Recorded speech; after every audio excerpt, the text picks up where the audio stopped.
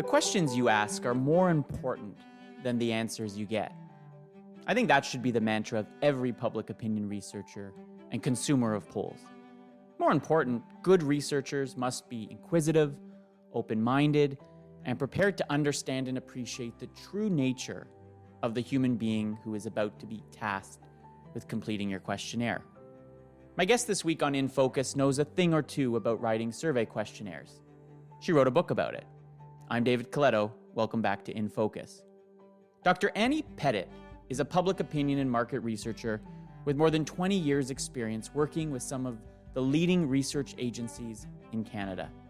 Dr. Pettit has a PhD in psychology from York University, where she specialized in online survey data quality. She currently consults for a range of traditional and technology research suppliers, is a member of the Canadian Research Insights Council Standards Committee, and is chair of the Canadian ISO Standards Committee. She's also the author of the book, People Aren't Robots, a practical guide to the psychology and technique of questionnaire design, published in 2016. She joined me this week to talk about asking questions, writing questionnaires, and why this step in the research process is so important. Hope you enjoy the discussion.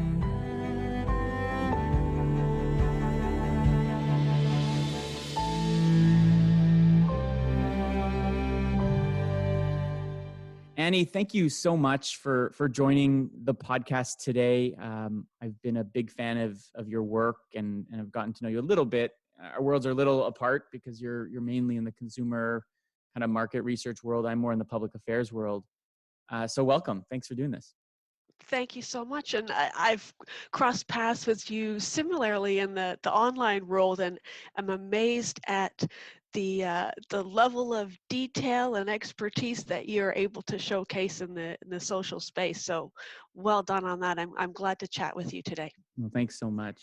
So I've been starting most of my conversations with researchers trying to get at whether they have an overarching framework or philosophy that guides, how they either measure public opinion or political or market behavior, how they analyze it, and thinking about,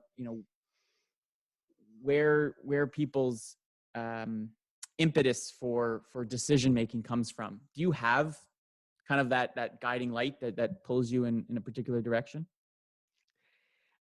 I'll approach this from perhaps a strange point of view, which actually ties in with what we're going to talk about today. I know that everything about me, all my beliefs, behaviors, all that is biased. It comes from a biased place. I can't possibly understand you or other people, people across Canada and other countries.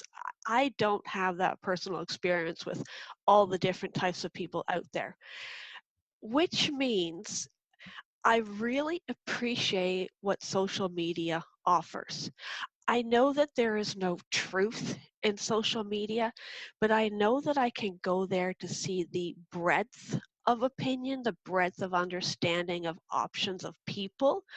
So one of the things I really do like to do is when I'm starting to puzzle out a new issue, a new topic, is go direct to Twitter, LinkedIn, and now today, TikTok.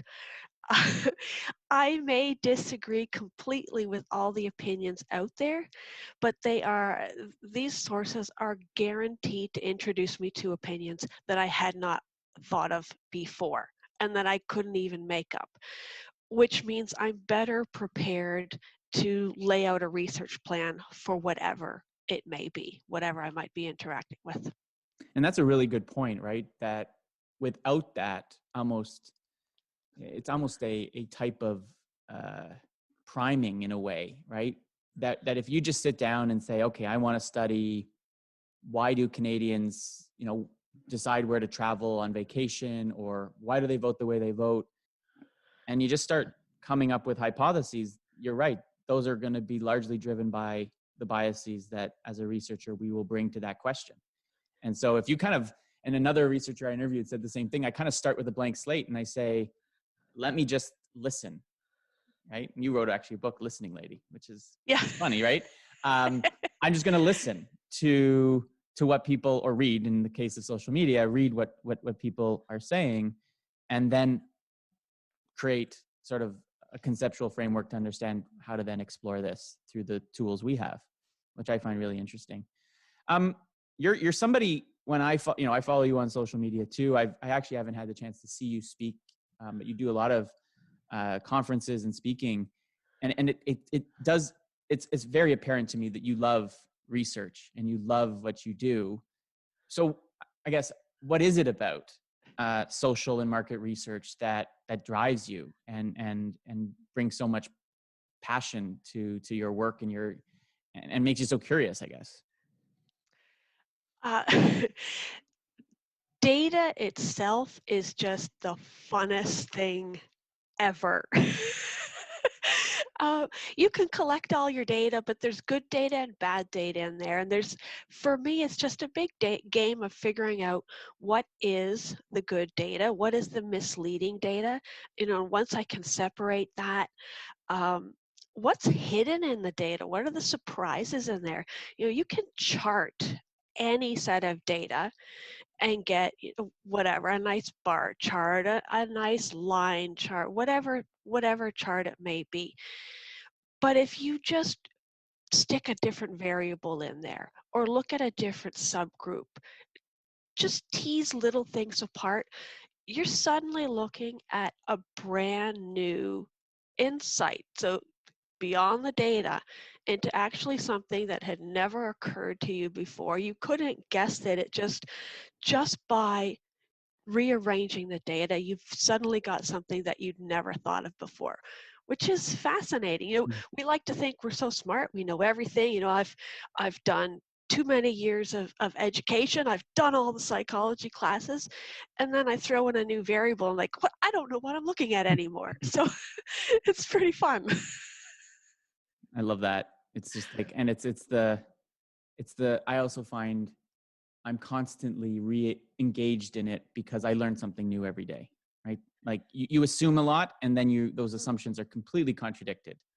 Particularly Absolutely. when in my world, when I do social research, like humans are just so unpredictable, right? Yeah. That's the Yeah. challenge in the social sciences, is that we are, to some extent, in large part, I think, unpredictable, that we're always surprised sometimes. But you're right, you have to kind of look at it differently. Yeah, we Um, like to think we can predict our yeah. our behavior, our beliefs. It's sure on a general overview, yes, we can predict, but we don't even know ourselves. To truly understand yourself takes a lot of introspection over a long time, and you'll still surprise yourself. So it's no different. It's even more trying to understand other people. So let's get at, how do you do that? And one of the ways, and the focus of our conversation today is on surveys as a tool, and the questionnaire and the development of that questionnaire as a process. And you've written a book, People Aren't Robots, Yeah. and I highly recommend anyone who is either in our field of work, or even someone who wants to know, more about polling and market research, and how to write a questionnaire, and where the pitfalls are, should definitely pick it up. Now, like you, I'm sure I've answered my fair share of surveys over the years. I'm a nerd about it. I love taking surveys. I love seeing how different people ask questions. Mhm. And I am still shocked at how often I think they are incredibly poorly written. That's not a very good way of saying it. They're just so bad, right? They're long, they're convoluted. And in the era of online surveys, where I can't ask the respondent, the interviewer on the phone, to kind of speed it up, it just makes me want to click away, right? Just get through it and finish it, get my incentive, and get the heck out of there. So Sure. maybe as a starting point, what is it about questionnaire design that causes people like us, researchers, to write them in this way? Like, why do these bad surveys exist in the first place? Yeah, I will confess that along with you, I find it really strange. So as you and I are chatting right now, um, we're not using full sentences. We're interrupting each other a little bit. We use slang. We're, using like filler words. So whatever, you get what I'm saying. And we know how to have a natural conversation with somebody face to face, but it seems like the second we get into the written word, into a written survey, we feel the need to go all Charles Dickens. This man could write page-long sentences, and it feels like we're trying to do the same thing with surveys, just in our attempt to be so ridiculously over precise and robotic, um, that we lose all sense of personal engagement. And we really need to remember that we're not writing prose here. We're trying to communicate with people in a way that makes them feel comfortable, engaged, important, valued. Mm. And that doesn't happen when we when we go all Charles Dickens on people. So it's a puzzle, and we need to get rid of that. We just need to stop it and rethink how we write when we truly want to communicate with people, not robots. And I think it's worth saying that, and I feel this way, I don't know if you do, that the questionnaire writing is, I think, one of the most challenging tasks in public opinion market research. Like, I think it's sometimes considered the throwaway, the easy part, right? And sometimes you're replicating questions, or you can cobble together stuff that's done before, but it is the hardest thing I do when I have a blank page and I know what the client wants, or I know what the research question is, and then converting that into something. It's first really hard to learn how to do it. It's also, Yep. as someone who's tried to teach it, very hard to teach. It's not something you can easily teach. So I guess the question, to start this whole conversation is, why is that questionnaire so important to the whole research project? Like, I think it's the most important thing.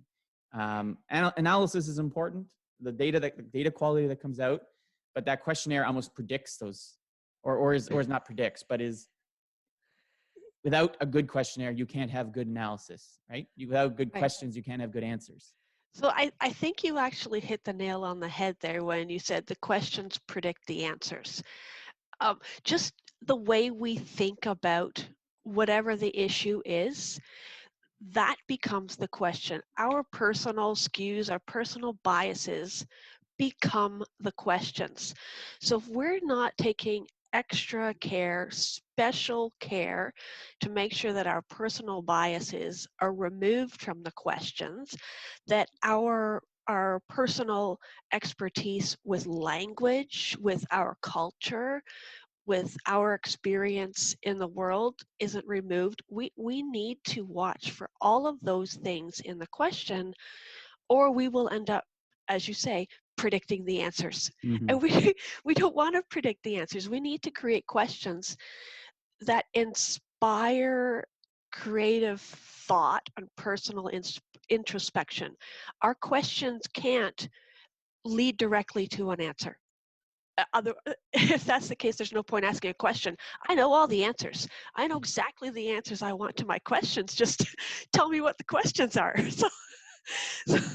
So we really do need to make sure that the questionnaire itself is clean, can't be misunderstood, can't be misinterpreted, and doesn't create the answers, or doesn't create answers. It needs to be open so that people can share their true selves, true Right. opinions, and feel good about sharing those opinions. And I think that's so important, given, I think, the not crisis in the polling industry, more like in the public polls and the political polls, but to some extent, like, we're having a harder and harder time getting people just to talk to us, to share their opinions, right? Yeah. Not only because, so if you were writing a questionnaire that makes me feel uncomfortable, or is just awkward and strange and uses words I would never use, my instinct is already to kind of hold back and not share.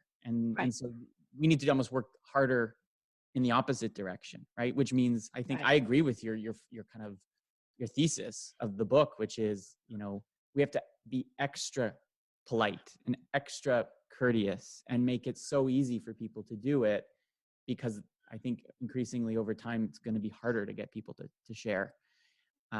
Really good. So in your book, in the first chapter, you say, what is the frame of mind that you need to have when you sit down and write a questionnaire? And you really underscore 7, I'm going to call them principles or guiding lights into thinking about the actual person on the other end of that questionnaire, the respondent. What should that somebody writing a questionnaire consider about the people themselves when they start to write a questionnaire? It all comes down to human beings are flawed with emotions and have concerns that have no relation to you. So we have family to look after, parents, kids to look after. We make mistakes. The whole to err is human. We make typos. There's actually one part in the book where I know there are typos in the book. Of course there are. And there was one place where I was talking about typos, and of course I found a typo in that section. So it's just, I have to leave that typo in. This is the whole point of it. We make mistakes. Right. We forget things. So there is no perfect human. Something else about the whole research process, we really like to talk as an industry about bad research participants, bad subjects, which it really does infuriate me, because I do genuinely believe that the vast majority of people participating in research are doing so for good reasons. We know this. They volunteer their personal time. They donate. They help others. They hold doors, return pencils, and do good things for people. They're not answering surveys just like, ha ha ha, I'm going to make them buy the wrong soap. That's not what people are about. So we know they want to do good. We know they're busy. They have other things that are vastly more important than answering a survey, especially today, trying to work with kids at home, trying to care for elderly parents. There are so many issues happening at the same time, and we still think people are going to take 20 minutes out of their day to put 100% of their brain effort into thinking about the 3 brands of soap that I've purchased over the past year. Like, nobody cares about that but you, the researcher. And you know that very well when we become the research subject ourselves, when we answer a survey ourselves, we're like, I don't know, check any box. So So true. we really need to remember that the people we are talking to are flawed human beings just like me. So we need to make sure we're using all the empathy that we want other people to have for us. We need to use that for our research participants. So in the book, you go into actually great detail and very specific pieces of a questionnaire on if you take that philosophy that people are flawed, they're busy, they're impatient, they're imperfect, but they're generally good. Mm-hmm.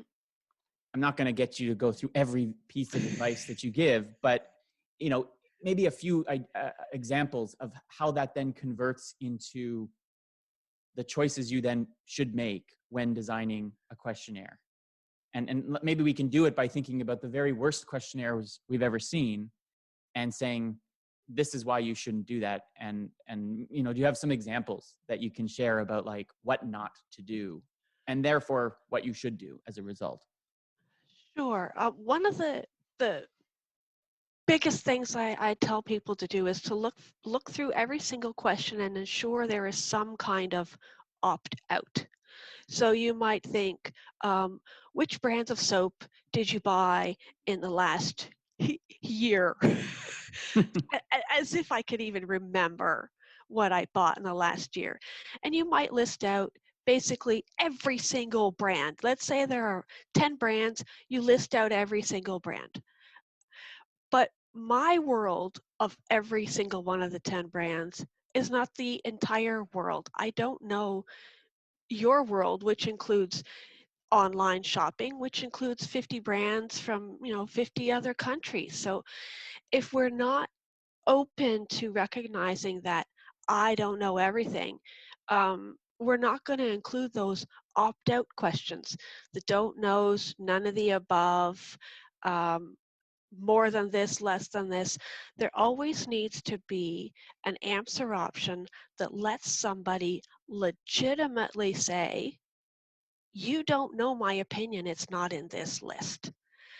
And it happens so often. I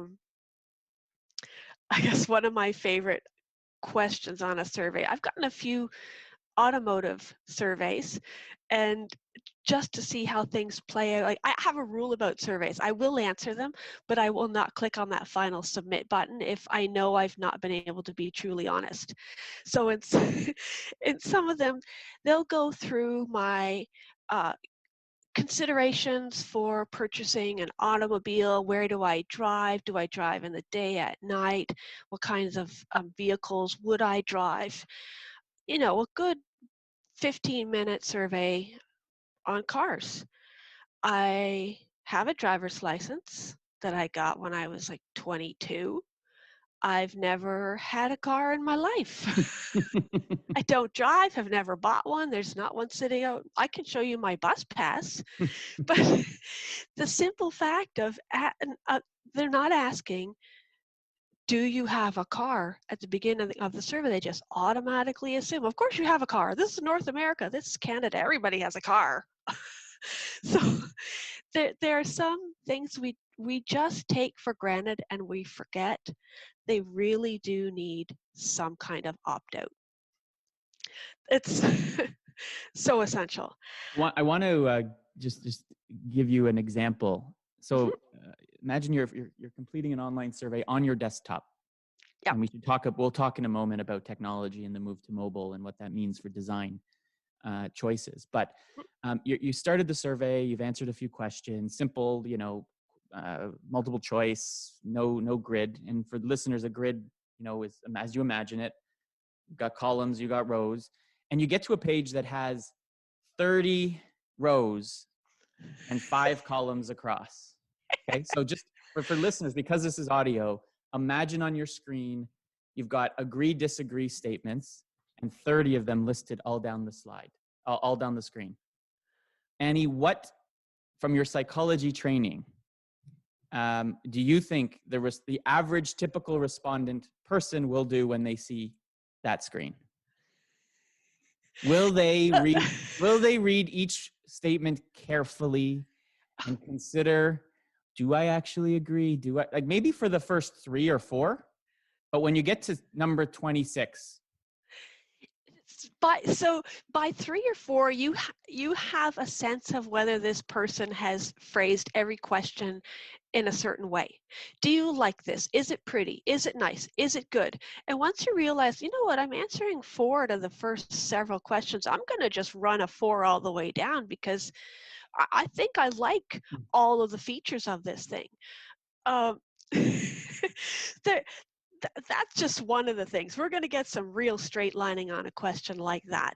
At the same time, I'm really grateful you said that there are only 5 columns instead of 7 or 11 columns.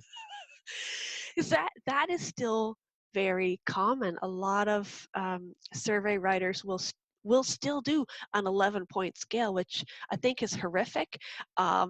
And I think it's mean. I really do think it's mean. It's putting the researchers' needs ahead of people. And that's just one more way you're going to end up with bad data. That whole line of the column of 4s. There are so many ways you can fix that. Like one of the problems, if you think about that grid, 5 columns, 30 rows, pick up your mobile device. Do you really think you're going to scroll through that big chart on your device? No. That's where you're closing the page and moving on to something else. That question needs to be converted into converted into 5 questions Yeah. instead of 30. And then, and then those 5 questions need to be converted into 5 individual questions that don't necessarily all have the agree disagree scale, because chances are they aren't truly agree disagree questions. Yeah.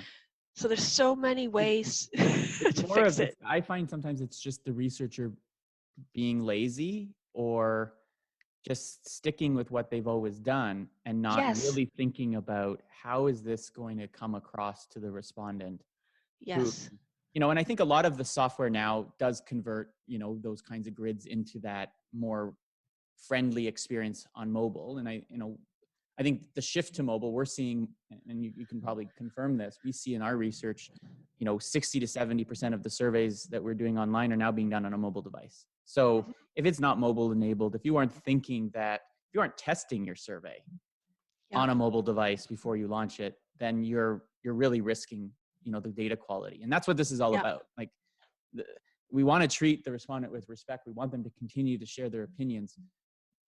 But we also want the data to be good. And there's no point when your client's spending thousands of dollars or you're investing thousands of dollars into this research. And instantly when you open a data set, whether it was written well or not, because there's no yep, variation in some of these, as yep, you said, there's 4. And then you run a segmentation analysis and they all like fit, not because of actually what they think or how they behave, but yeah, just how they answered the survey yeah. becomes the sorting features, right? Yeah, I Um, love to run a standard deviation on grid questions. And basically, if the standard deviation is less than like 1.1, you're guaranteed that they've just straight lined and that the data is garbage, not because the participant is lazy or couldn't take care. It is solely because the researcher is lazy and yeah, didn't take care. We cannot pass the buck to participants who are doing this for us in their spare time for essentially free. yeah, yeah. And even if they're not, and there's still a lot of incentives built in, if you get to a point where, and I've done a number of these kinds of surveys, not written them, because I would never put my respondents through that or the people through that. But, so we talked about that grid. Now imagine doing Yep. that grid for 8 different brands that you were aware of. At that point, you actually start to get mad. And that's when you actually not just straight Yep. line, you start just randomly selecting Yep. numbers and saying, I'm going to just, I don't do that. I don't Yeah. encourage anyone to do that. But the psychology of it just says, I am mad. You have made me mad now. And I'm going to get Right. my incentive because you've made me wait for 10 minutes. And I'm Yep. just going to finish this and lie to you and just not even lie, just because lie actually is an active decision. I'm just going to spray answers all over that page, Yep. right? And that's so important to recognize that the decisions we're making can have that effect. So given all your experience over 20 years doing this and what you learned in the process of writing your book and reflecting on this, I'm going to do a little kind of survey technique or qualitative technique on you. Oh Fill no. in the blanks for me, and you can fill in Open as many ends. and it's hard to do. Again, this is not a visual exercise, but a good questionnaire, ... Finish that. Okay. So I probably should keep my open end to fit within the text box. So um, I'm going to say it is short, clear, and respectful. Hmm. And as we've discussed, I think we have a long way to go on all 3 of those I agree. categories. I agree. Yeah. Let's before we wrap up and just finish up with a final question I have about your process. We talked a lot about the psychology of the respondents, the people who answer our surveys, but let's just dwell a little on the psychology of us researchers, Mhm. right? Like there is a reason that surveys are too long.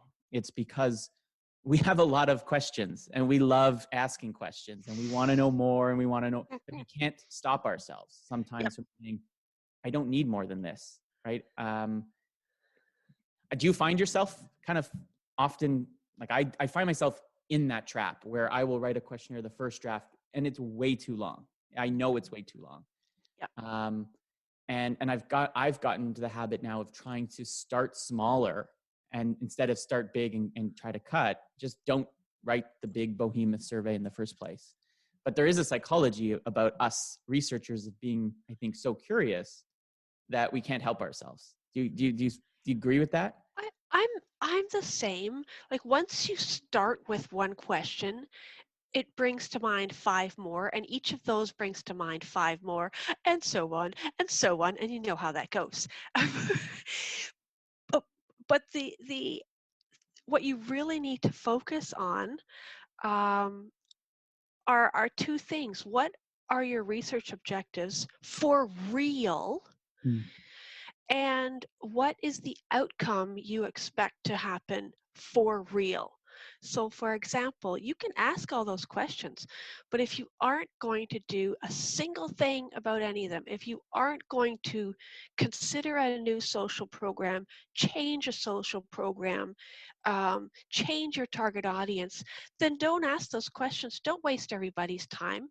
Think about what you're actually willing and able to do and focus there first and mainly. If you are able to get that focus from the beginning of the questionnaire writing process, awesome.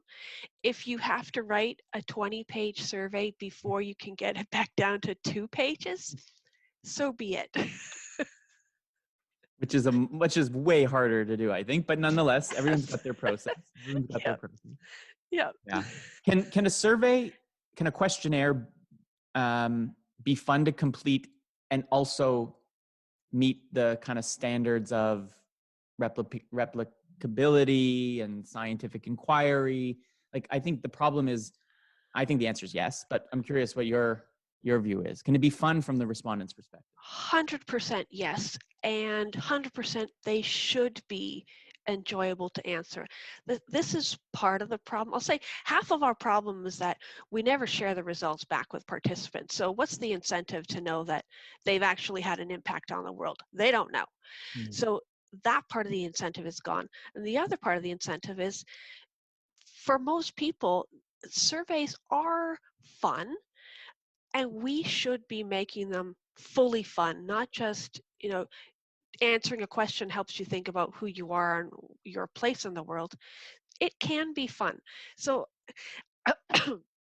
I've done this myself in lots of surveys. When you get halfway through a survey, even if it's a 10-minute survey, once you get to the 5-minute point, you can say things like, wow, what a great job, we're so happy that you've gotten this far, you're almost there.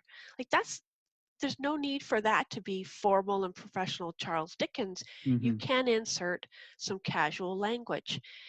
If your issue is somehow kids' social programs, it can be very appropriate for you to don't make the language childish or silly, but recognize that you can have a little fun with the language. You can be more casual with the language. Um, Something you can do is, if you're going to talk about zero, you might say, you have to keep in mind, of course, potential language issues, but things like zero, zilch, nada. If there are ways to just insert little bits of fun language, absolutely do Mm-hmm. it. So I want to end, and this has been so good. My students in my class are not, pros like us who've been doing this a long time. When you've done it for, I've been doing it for over 10 years. Questionnaire writing comes naturally, right? It's like writing anything. If you're a journalist, you could write something in no time. You're just used to it. But if you've never done it, it is a scary, scary thing to see that blank screen kind of looking at you. Where do we start? So I guess to end is almost where you start is when you're getting ready to write a questionnaire, do you have a process that you follow that helps you think get you to a place where you're actually, getting it done and it's coming out the way you want it to. All right, so I touched on this a little bit already. I start at the very beginning and I start at the very end. What do you hope to achieve, and what do you hope to action on? Once you know both sides of the issue, the beginning and the end, then you can start filling in the blanks. I'm not so concerned about a big empty page. I have the same philosophy as with just writing in general, and even with writing a book. Just throw words on a page. Really, sometimes you're just stuck, you don't know where to start. Throw words on a page. When you get a few questions in there, you'll start seeing what your flow is. You'll see which of your research objectives are getting covered, which objectives you're missing. If you've got those objectives in place, then you can just start throwing words to each of them. I know that sounds really really casual, not professional, but sometimes you just need to get words on a page to get going. Yeah, no, and I agree. My process is kind of, I mean, I think we have to also say that you can't write a questionnaire if you know nothing about the subject, right? Right. And so one of the great things about our work is we become kind of experts on a lot of things. We have to be, not deep experts, but expert enough that we can draft a questionnaire that explores the topic. And in order to explore a topic, you have to kind of know it really well, right? And so what I do now is I just kind of scour the internet on whatever topic it is and try to get, like what you said, listen or read about different perspectives or different angles. And I just kind of start copy pasting phrases and words and started dropping them in the page as the same kind of thing. Just get content there, get ideas on that page, and then you sort of stitch them all together. And once you get a rhythm going, that's where you get into trouble that you can't stop. You go down 5 different off ramps and you're exploring things. But once you get going, once that light goes off, that you've figured out how to get at the question that your client or you're interested in answering, it does feel great, but it's sometimes hard to get there. And I've struggled with projects. So social media is good advice. The social media is a great way to find your edge points. You know what you know, but it's not till you search out elsewhere that you see your gaps and can fill those in. So once you've got both put together, you'll have a much more full, thorough questionnaire to work with. Well, on that note, Annie Pettit, I thank you so much, Dr. Pettit, for your time for this book, because I think it's really important. And I have to interrupt you. Yes. You said my name wrong. Oh, correct me. Annie Pettit. Pettit. Yes. It's my, I guess being in Ottawa, sometimes you always think people have a French name when they don't. Yes. Right? Well, Dr. Pettit, I appreciate, well, I'm not a robot. I make mistakes. We've talked about that today, and that's good. And I think I don't teach research methods in social sciences anymore, but now having read this book over the last few years, it should be on the course syllabus, because it's a good counter to the more academic kind of social research that's taught in terms of how do you ask questions. And I think, the basic premise that you've identified is just think about the respondent as a person and ask yourself, how would you feel if you were asked these questions? And you'd be surprised at how many you'd change as a result of that. And that to me is the most important piece of advice. So thank you for spending some time with us. And I look forward to seeing what you do next on your journey to make our research world better at what we do. So thank you. Thank you so much. It's been great fun chatting with you.